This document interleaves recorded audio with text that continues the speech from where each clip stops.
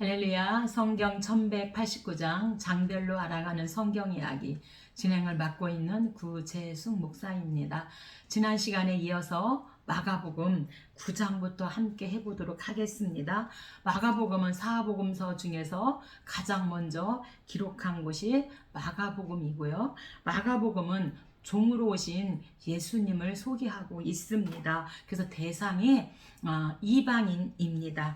9장입니다. 9장은 변화산 사건과 귀신 들린 아들에 대해서 말씀하고 있습니다. 우리 주님은 공생의 사역 직전 세례를 통해서 당신의 신성을 그리고 성자로부터 인정을 받으십니다. 이제 순환을 앞두고 변화산 사건을 통해 자신의 메시아 되심을 다시 확증받으셨지요. 이는 순환 예고에 심약해져 있던 제자들에게 용기와 담력을 준 사건입니다. 주님은 제자들에게 참 제자도를 가르치시면서 그들의 주의를 환기시켜 주십니다. 2절입니다. 성경 갖고 계신 분은 저와 함께 성경을 찾아서 읽으면서 함께 은혜를 받으면 좋겠습니다. 엿새 후에 베드로, 야고보, 요한을 데리시고 따로 높은 산에 올라가셨더니 그들 앞에서 변형대사, 그래서 변화산 사건입니다. 그 옷이 광채가 나며 희귀할 수 없을 만큼 매우 희어졌더라. 이에 엘리야가 모세와 함께 그들에게 나타나 예수와 더불어 말하거늘. 그래서 여기에서 엘리야와 모세가 등장한 이유는 무엇인가? 모세는 율법의 대표자고 장차 오실 그리스도를 예언했습니다. 근데 이 율법은요, 이 모세가 죽은 것처럼 죽었고 주님 재림시 무덤에서 일어나 예수님을 맞이하는 자의 대표가 바로 모세입니다. 두 번째 엘리야는요, 구약의 선지자의 대표로 그리스도의 선구자로 예언하였고 산채로 승천했고 살아서 주님을 맞이할 자들을 대표하고 있습니다. 결론적으로 이 사건은 산자와 죽은 자를 지배하시는 예수님의 능력을 보여준 사건이 변화산 사건입니다. 17절은 귀신 들린 아들입니다. 17절 무리 중에 하나가 선생님 말 못하게 귀신 들린 내 아들을 선생님께 데려왔나이다. 귀신이 어디서든지 그를 잡으면 거꾸러져 거품을 흘리며 이를 갈며 그리고 파리에 지는지라 내가 선생님의 제자들에게 내쫓아 달라 하였으나 그들이 능히 하지 못하더이다. 이렇게 예수님께 지금 이야기를 합니다. 제자들이 조용히 묻자오되 우리는 어찌하여 귀신을 쫓아내지 못하였나이까? 이르시되 기도 외에 다른 것으로는 이런 종류가 나갈 수 없느니라. 기도밖에 없다. 우리 주님이 제자들에게 말씀하고 있습니다. 마태복음 17장 20절에서는 믿음이 작은 까닭이라고 하시는데 제자들은 과거에 귀신을 추방했던 그 경험이 마가복음 6장 7절과 13절에 나오는데 그 경험만을 믿고 부주의하게도 기도하기를 게을리한 것입니다. 그러나 그들의 믿음이 기도를 게을리하자 그들의 믿음이 약화된 것이고 하나님의 능력은 매 순간마다 기도를 통해서 하나님을 전적으로 신뢰할 때 이런 기적과 이사가 나타남을 우리 주님께서 말씀해 주고 있는 사건이 귀신 들린 아들입니다. 귀신 들린 아들. 그래서 우리 아이는 어떻습니까? 우리 아이들이 예수님 만나면 정말 그 우리 아이들 우리를 사로잡고 있는 정욕과 물질과 명예와 뭐 또 핸드폰, 뭐 컴퓨터 등등 이런 것들이 우리 자녀들이 가지고 있는데 우리들은 참 엄마들이 이런 것 때문에 마음 아파하는데 반드시 우리 아이들을 위해서 기도하고 기도에 분량이 차면 반드시 우리 아이들을 붙잡고 있는 이러한 것들이 분명 예수 이름으로 떠나게 될 줄 믿습니다. 10장입니다. 10장은 부자 청년과 어린아이 축복 그리고 백배 배상에 대해서 말씀하고 있습니다.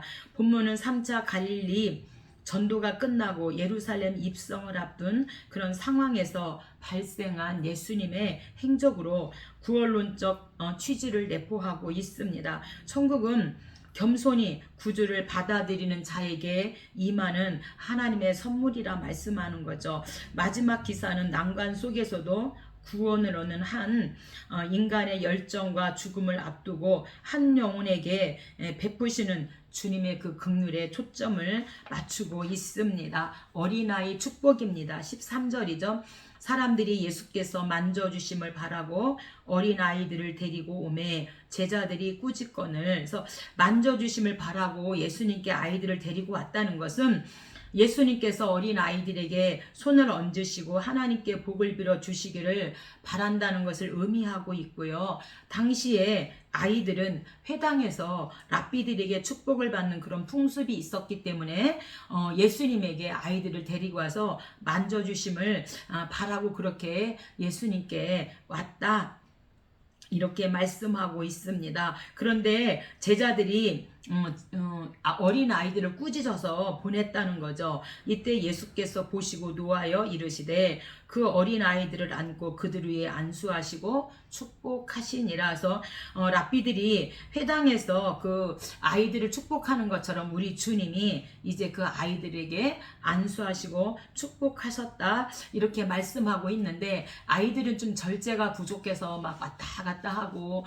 막 떠들고 소리치고 이렇게 하니까 시끄러우니까 제자들이 아마 꾸짖고 애들은 가라 이랬던 것 같습니다. 그러나 우리 주님은 오히려 그들을 안고 안수하시고 축복하셨다. 어린아이 축복입니다. 17절부터는 부자 청년에 대해서 말씀하고 있습니다. 한 사람이 달려와서 꿇어앉아 묻자오되 선한 선생님이여 내가 무엇을 하여야 영생을 얻으리이까? 이 재물이 많은 이 관리 부자 청년이 예수님께 와서 어떻게 하면 영생을 얻을 수 있습니까? 이렇게 묻습니다. 예수께서 그를 보시고 사랑하사 내게 아직도 한 가지 부족한 것이 있으니 가서 내게 있는 것을 다 팔아 가난한 자들에게 주라. 그리하면 하늘에서 보화가 내게 있으리라. 그리고 와서 나를 따르라 하시니 그 사람은 재물이 많은 고로 슬픈 기색을 띠고 근심하며 가니라. 그래서 이 재물과 영생에 대해서, 재물을 놓고 영생을 얻을 것이냐, 이렇게 지금 우리 주님께서 재물을 다 가난한 자들에게 팔아서 도와주고 그리고 내게로 와라 이렇게 말씀하시는데, 이 지금 돈이 많은 이 부자 청년은 재물이 너무도 많아서 근심하고 예수님께 나아가지 못하고 영생을 얻지 못하는 것이 바로 부자 청년입니다. 우리가 오늘날 지금 그 다니엘 기도회를 통해서 우리가 많은 은혜를 받고 있는데, 아무리 돈이 많아도 우리가 예수 믿지 않으면, 영생 얻지 않으면 그것은 정말 부자가 아닌 것이죠. 비록 우리가 돈이 없을지라도 우리가 주님을 믿고 영생을 얻으면 다 가진 거나 마찬가지입니다. 그래서 땅 위에 쌓은 것들이 많으면 우리가 근심도 많아지고 그 재산을 지켜야 하기 때문에 이렇게 하나님 앞에 다가오지 못하는 분들이 많은 것 같습니다. 다 그렇진 않지만, 그래서 우리 주님은 좀이나 동록에 하지 않는 천국에 너희 보물을 하늘에 쌓아두라 이렇게 말씀하고 있으니 우리가 하나님께 이 보물들을 쌓으면 좋겠습니다. 29절부터는 100배 배상에 대해서 말씀하고 있습니다. 예수께서 나와 복음을 위하여 집이나 형제나 자매나 어머니나 아버지나 자식이나 전토를 벌인 자는 현세에 있어 100배나 받되 박해를 겸하여 받고 내세에 영생을 받지 못할 자가 없느니라. 주와 복음을 위해서 집이나 형제나 자매나 어머니나 아버지나 자식이나 전토를 버린다면 반드시 하나님께서 100배로 그렇게 배상해 주시겠다. 하지만 주님 때문에 박해도 함께 받을 것이다. 그러나 영생을 얻지 못할 자는 하나도 없다. 이렇게 하나님께서 우리에게 말씀해 주고 있습니다. 11장입니다. 11장은 이제 우리 주님이 십자가를 지기 위해서, 주님의 때가 되었기 때문에 십자가를 지기 위해서 예루살렘으로 이제 주일날 입성하시는 입성이고요. 주님이 입성하셔서 이제 상인들의 그 상을 둘러부시고 무화과 나무를 저주하시고 예수님의 권위에 대해서 질문하게 되어지는 11장입니다.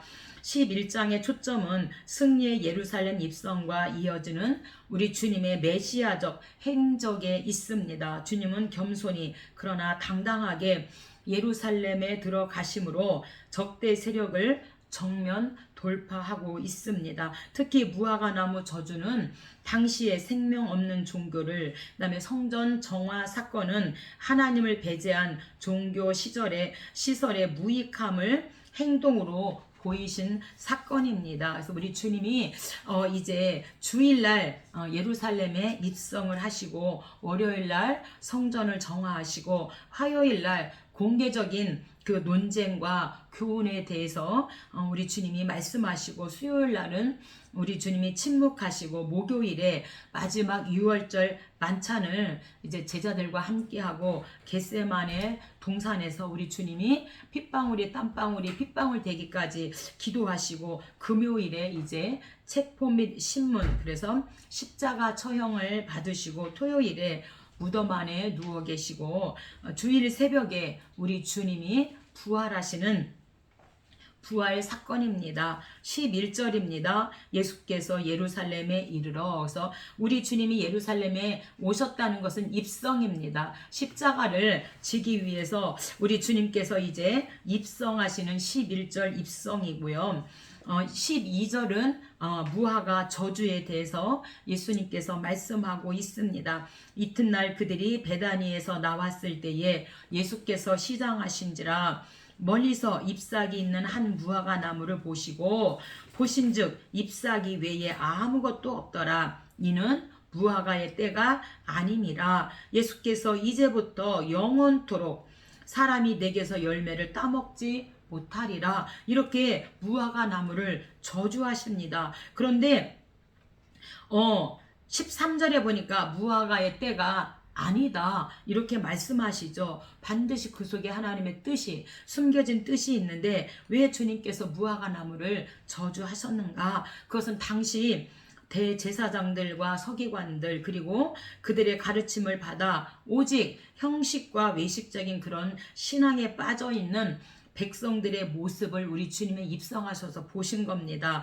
그래서 헤롯에 의해 화려하게 46년 동안 성전을 재건하고 이 성전을 지었지만 이 성전은 로마에 의해 완전히 AD 70년에 파괴되고 그 안에서 외식과 형식으로 제사를 드리던 유대인들이 하나님을 향한 그런 왜곡과 형식과 외식주의 그 신앙을 우리 주님이 무화과를 비유를 들어서 저주하시는 사건은 곧 이들이 지금 외식적인 신앙을 가진 대제사장, 서기관들 이런 사람들에 대하여 우리 주님이 질책하시는 것입니다. 그렇다면 오늘 저와 여러분의 신앙생활은 어떠한가? 오늘 저와 여러분 경건의 모양은 있지만 정작 경건과 삶과 비롯되는 그런 능력이 없다면, 하나님께서 경건의 모양은 있지만 그 능력이 없다면 우리 주님이 오늘 저와 여러분도 책망하실 줄로 믿습니다.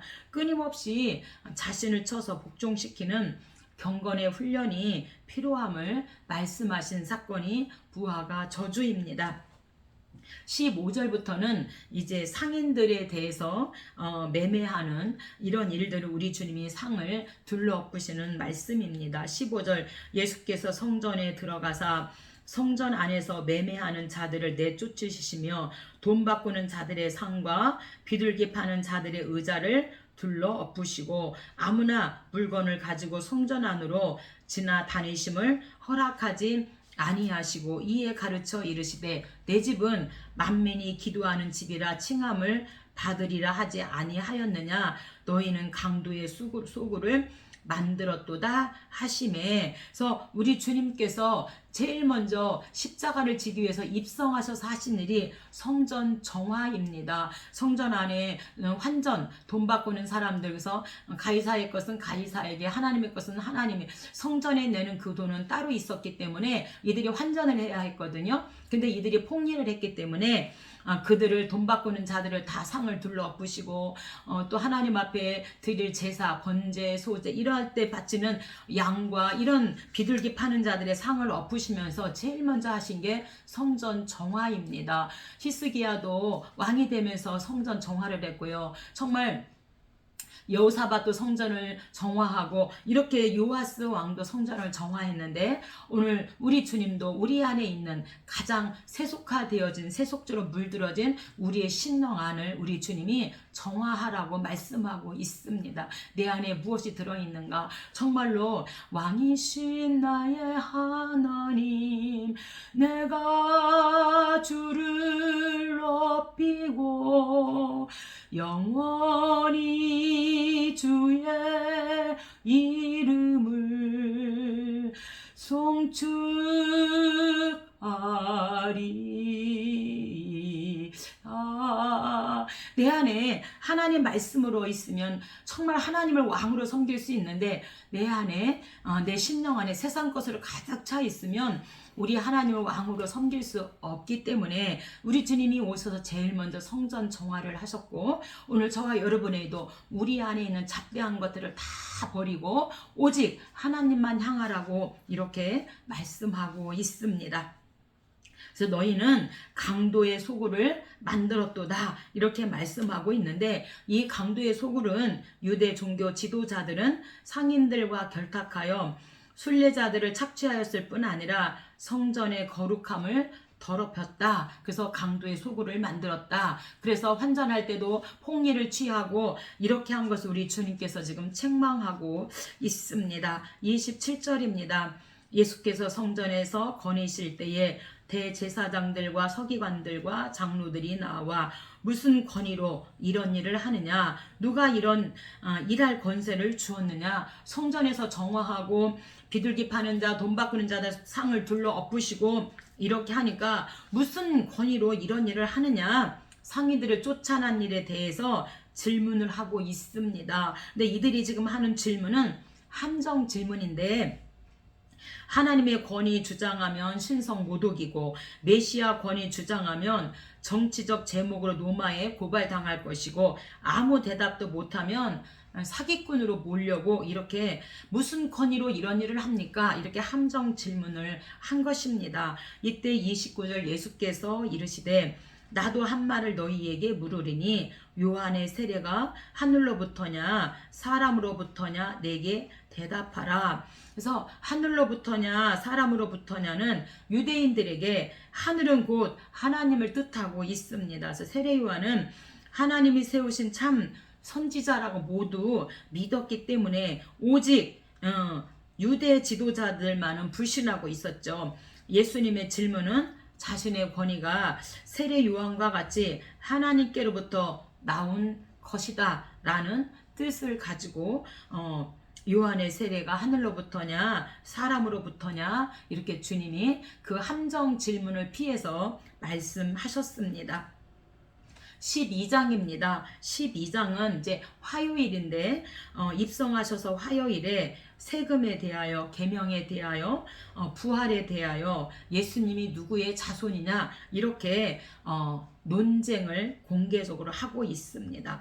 당시 유대인들의 상당수는 외국인 소유의 농지를 차용하여 경작하고 있었고 소장료 문제로 마찰이 빈번했습니다. 주님은 이 같은 정황을 소재로 상속자를 죽이려는 유대인들의 사악한 음모와 그에 따른 심판을 경고하시는데, 여기서 상속자는 예수님, 그래서 이 대제사장들, 사두개인들, 장로들이 예수님을 죽이려고 하는 일을 꾸몄기 때문에 우리 주님이 비유를 들어서 이렇게 말씀하신 것이죠. 예수님은 사사건건 대적하는 적대자들에게 명쾌한 진리의 제시로 그들의 입을 막으신 것을 알 수 있습니다. 첫 번째는 13절 세금에 관하여 이제 논쟁을 하게 되어지죠.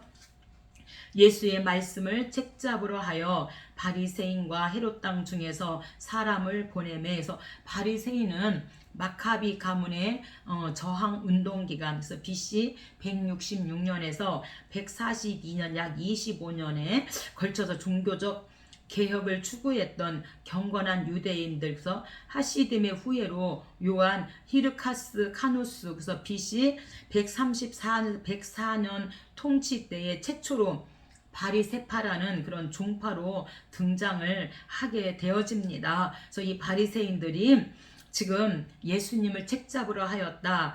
그래서 14절 가이사에게 세금을 바치는 것이 옳으니까 옳지 아니하니까 이렇게 예수님께 지금 책잡으려고 질문을 합니다.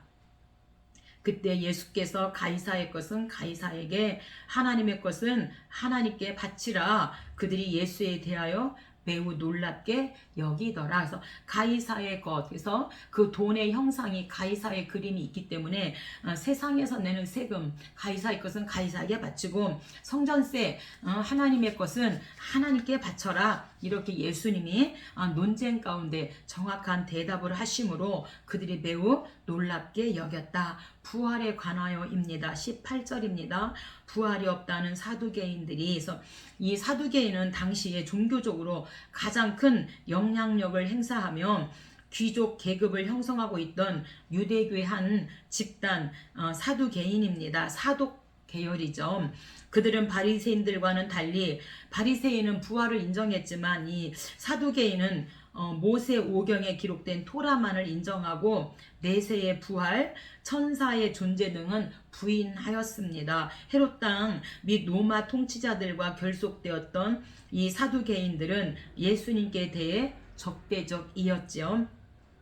부활이 없다는 사두개인들이 모세가 우리에게 써주기를, 어떤 사람의 형이 자식이 없어 아내를 두고 죽으면 그 동생이 그 아내를 취하여 형을 위하여 상속자를 세울지니 7이 다 상속자가 없었고 최후의 여자도 죽었나이다.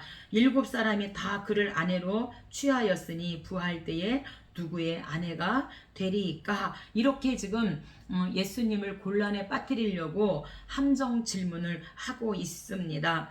25절입니다. 사람이 죽은 자 가운데서 살아날 때에는 장가도 아니가고 시집도 아니가고 하늘에 있는 천사들과 같으니라. 그래서 이 사두개인들은 계대교론, 신명기에 나오는 계대교론을 들어서 지금 예수님을 함정에 넣으려고 질문하고 있습니다. 28절입니다. 서기관 중 한 사람이 그들이 변론하는 것을 듣고 예수께서 잘 대답하신 줄을 알고 나와 계명 중에 그렇다면 첫째가 무엇입니까? 또 계명에 대해서 질문을 하는 겁니다. 예수께서 대답하시되 첫째는 이것이니 내 마음을 다하고 목숨을 다하고 뜻을 다하여 힘을 다하여 주 너희 하나님을 사랑하라 하신 것이요. 마음을 다하고 성품을 다하여 하나님을 사랑하라. 이 찬양이 있는데 이렇게 우리 주님이 마음을 다하고 목숨을 다하고 뜻을 다하고 힘을 다하여 주 너희 하나님을 사랑하라. 이게 첫째 되는 계명이고, 둘째는 내 이웃을 내 자신과 같이 사랑하라 하신 것이라. 이보다 큰 계명은 없느니라. 그래서 첫째는 하나님 사랑, 우리가 10계명, 1계명, 4계명까지를 말하고, 두 번째는 이웃사랑서 5계명에서 10계명까지 우리 주님이 첫째는 하나님 사랑, 둘째는 이웃사랑이다. 이렇게 계명에 대하여도 하나님께서 말씀해 주십니다. 그러니까 그러면 당신은 누구의 자손입니까? 35절에 질문을 합니다. 예수께서 성전에서 가르치실세 어찌하여 서기관들이 그리스도를 다윗의 자손이라 하느냐? 다윗이 그리스도를 주라 하였은즉 어찌 그의 자손이 되겠느냐 하시니 많은 사람들이 즐겁게 듣더라. 그래서 예수님이 십자가를 지기 전에 화요일에 예루살렘 성전에서 이들과 함께 논쟁하면서 복음을 증거하는 것을 볼 수가 있습니다. 13장입니다. 13장은 마지막 때에 어떤 징조가 일어나겠습니까? 재림 징조에 대해서 말씀해 주세요. 마지막 때에는 주님이 오시기 직전에는 거짓 선지자, 전쟁과 기근과 지진이 일어날 것이다. 우리 주님이 말씀하십니다. 당시의 유대인들은 구약 선지자의 묵시가 끊어지자 종말의 도래가 임박했다고 생각합니다. 그래서 구약 선지자의 묵시가 끊어졌다는 것은 말라기를 기점으로 세례 요한까지 400년 동안 하나님의 말씀이 없었다. 그래서 그 묵시가 끊어지자 종말의 도래가 임박했다고 생각했다는 겁니다. 특히 로마의 박해 속에서 정치적 해방과 더불어 악을 멸절시킬 메시아의 도래를 이들이 갈망했습니다. 주님은 이 같은 정황을 염두에 두고 종말에 관한 교훈을 하시는데, 이 교훈의 핵심은 종말의 시기와 상태가 아니라 종말에 대한 성도의 자세가 더 중요하다. 이렇게 우리 주님이 말씀하고 있습니다. 4절입니다. 우리에게 이르소서 어느 때에 이런 일이 있겠사오며 이 모든 일이 이루어지려 할 때에 무슨 징조가 있사오리이까? 마지막 때 주님이 재림의 주님으로 오기 전에 어떤 일이 일어나겠습니까? 이렇게 지금 질문을 합니다.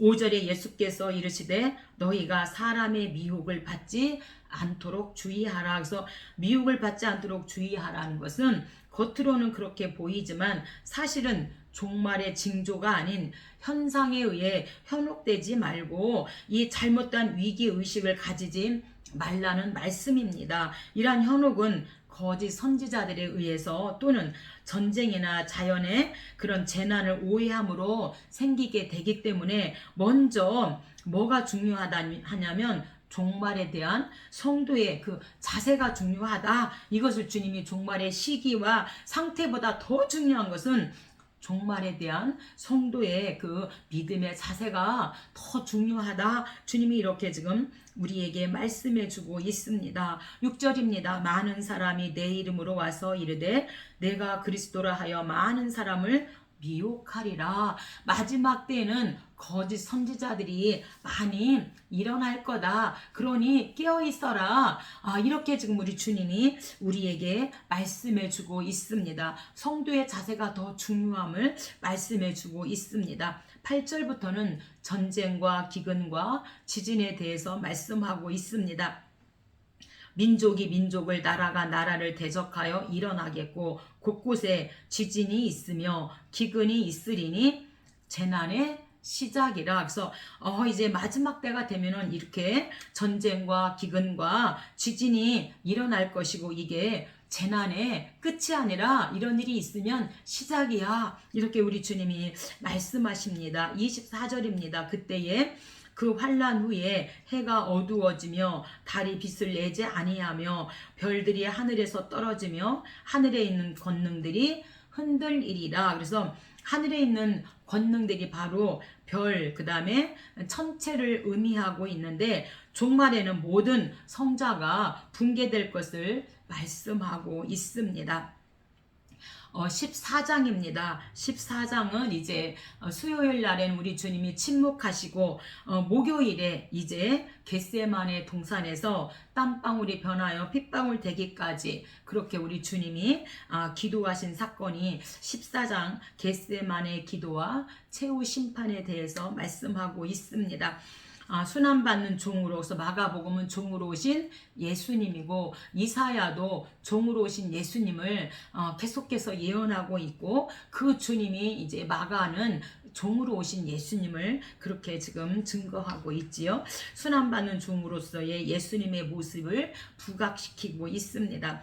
시간적으로는 순환 주간 중 화요일에서 목요일 사이에 일어난 사건으로 주님은 도살할 양 같은 취급을 받으면서도 제자들의 안전을 먼저 생각하시고 생사의 기로에서 자신의 뜻을 복종시키십니다. 종으로서. 12절입니다. 6월절 양 잡는 날에 제자들이 예수께 여짜오되 우리가 어디로 가서 선생님께 6월절 음식을 잡수시기에 준비하시기를 원하시나이까. 6월절은 우리가 출애굽 1월 14일이죠. 그래서 이들이 이제 어디 가서 반드시 유월절을 주님이 기념하여 지키라 말씀하였고, 오늘 우리는 유월절이 부활절로 하나님 앞에 영광을 올려드리죠. 어디 가서 유월절 음식을 잡수시게 준비할까요? 이렇게 했더니 12절 유월절 양 잡는 날에 제자들이 예수께 여짜오되 우리가 어디로 가서 선생님께 유월절 음식 잡수시기를 하기를 원하시나이까. 32절 그들이 겟세마네라 하는 곳의 이름에 베드로와 야고보와 요한을 데리고 가실새 심히 놀라시며 슬퍼하사 말씀하시되 내 마음이 심히 고민하여 죽게 되었으니 여기 머물러 깨어 있으라 하시고 아빠 아버지여 아버지께는 모든 것이 가능하오니 이 잔을 내게서 옮기시옵소서. 그러나 나의 원대로 마옵시고 아버지의 원대로 하옵소서. 그래서 우리 주님이 유월절 만찬을 이제 잡수시고 그 다음에 겟세마네 동산에 가서 한 예수님이 기도하실 때 베드로, 야고보, 요한 수제자 3명을 데리고 겟세마네 동산에 가서 우리 주님이 기도하십니다. 그래서 아빠 아버지요 아버지께 모든 것이 가능하시니 할 수만 있으면 이 잔을 내게서 옮겨 주옵소서. 이렇게 우리 주님이 기도하는 거죠. 그래서 아버지의 원대로 되기를 맡기고 우리도 기도해야 될 줄로 믿습니다. 그래서 내 마음대로 내가 원하는 대로 되게 해주세요가 아니라 우리 주님은 하나님 아버지의 원대로 되기를 원합니다. 이렇게 지금 주님 앞에 주님이 하나님께 기도하고 있습니다. 그래서 여기서 이 잔을 내게서 옮기시옵소서 라고 하는 뜻은 구약에서도 이 잔은 고통과 고난을 상징하는 그런 의미로 사용되었다고 합니다. 본문에서도 죄인들을 대신해서 예수님이 받게 될 십자가의 고통과 하나님의 그 진노를 상징하는 잔인데 이 잔을 할 수만 있으면 내게서 옮기시옵소서. 그러나가 중요해.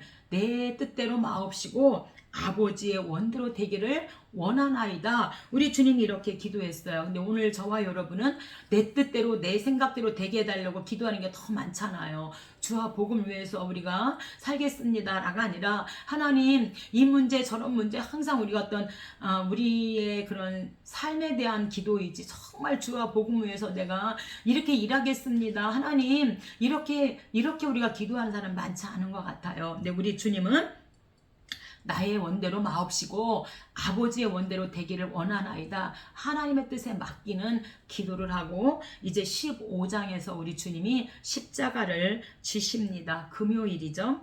빌라도는 여론에 편승하여 하나님께 사형 선고를 내림으로써 역사의 오명을 남겼지만 거기에서 재판을 받았던 주님은 오늘날 지구상의 수많은 사람들의 경배와 찬양의 대상이 되셨습니다. 그래서 우리 주님이 이제 십자가를 지시죠. 그래서 우리 찬송가 겟세마네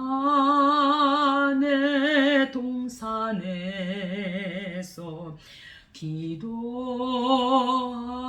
기도하실 때 주님의 땀방울은 피로 변했네.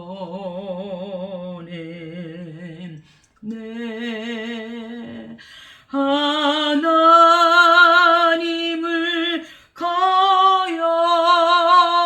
거역한 나를 위하여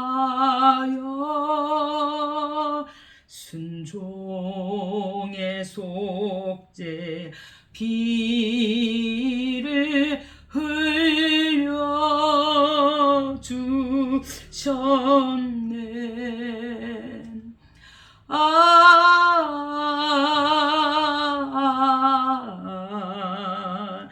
주의 사랑 넓고 크셔라. 내 영혼의 파도처럼 메아리쳐 온다.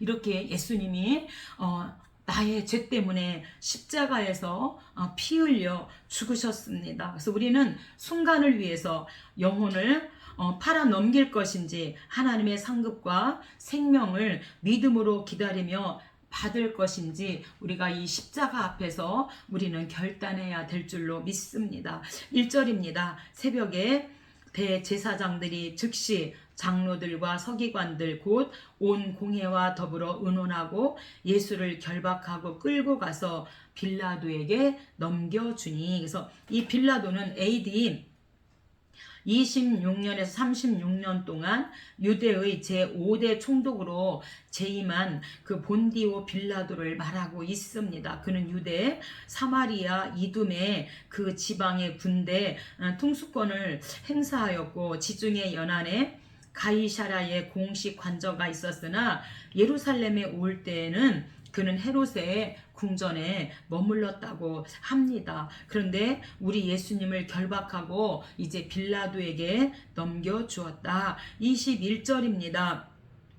마침 알렉산더와 루포의 아버지인 구레네 사람 시몬이 시골에서부터 와서 지나가는데 그들이 그를 억지로 같이 가게 하여 예수의 십자가를 지우고, 그래서 이 구레네는요 북아프리카의 리비아에 있던 주요 도시로 당시에 이곳에 많은 유대인들이 이 구레네에 살고 있었습니다. 그래서 이 구레네에 살고 있던 이 시몬은 억지로라도 십자가를 진 결과 그의 아들 루포는 로마 교회의 지도자가 되었고 이 아내 그의 아내는 바울의 영적 어머니가 되었다고 로마서 16장 13절에 말씀하고 있으니 억지로라도 십자가를 진 결과 엄청난 축복을 받아서 그의 아들 루포는 로마교회 지도자가 되고 그의 아내는 바울의 영적 어머니가 될 정도로 큰 일을 행하였어요.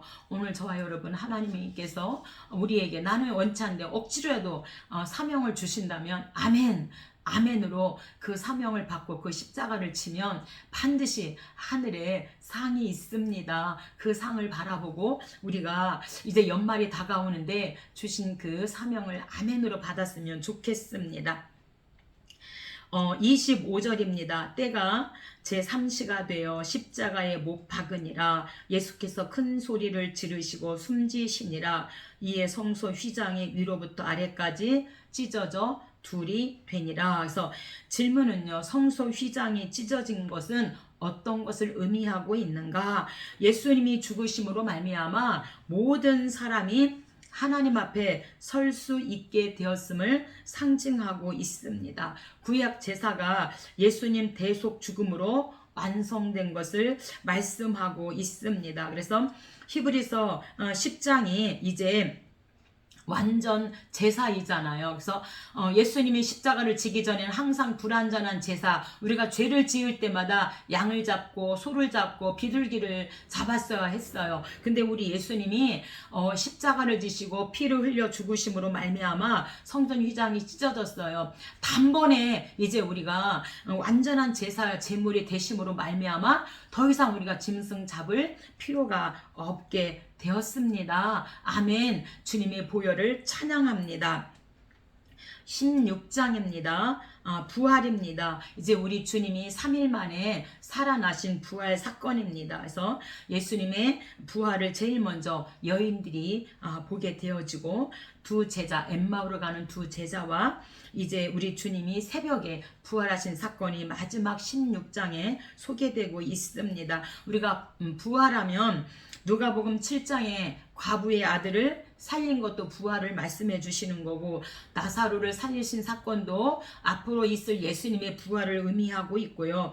회당장 야율의 딸을 살리신 것도 예수님의 부활과 연관이 있고 고린도전서 15장이 부활장입니다. 그래서 부활에 대해서 이들이 고린도전서에서는 질문하는 것을 우리가 볼 수 있는데 우리 주님은 십자가에서 죽으시고 무덤에 내려갔으나 3일 만에 부활하심으로 악이 진리를 제압할 수 없음을 실제로 증명하셨습니다. 이것은 하나님의 약속의 신실성과 예수님의 메시아 되심을 드러내는 사건이 바로 부활 사건입니다. 마가는 제자들의 복음 증거 사역으로 복음을 끝맺음으로써 향후 전개될 성령의 역사를 암시해주고 있습니다. 1절입니다. 안식일이 지남에 막달라 마리아와 야고보의 어머니 마리아와 살로메가 가서 예수께 바르기 위하여 향품을 사다 두었다가 안식 후 첫날 매우 일찍이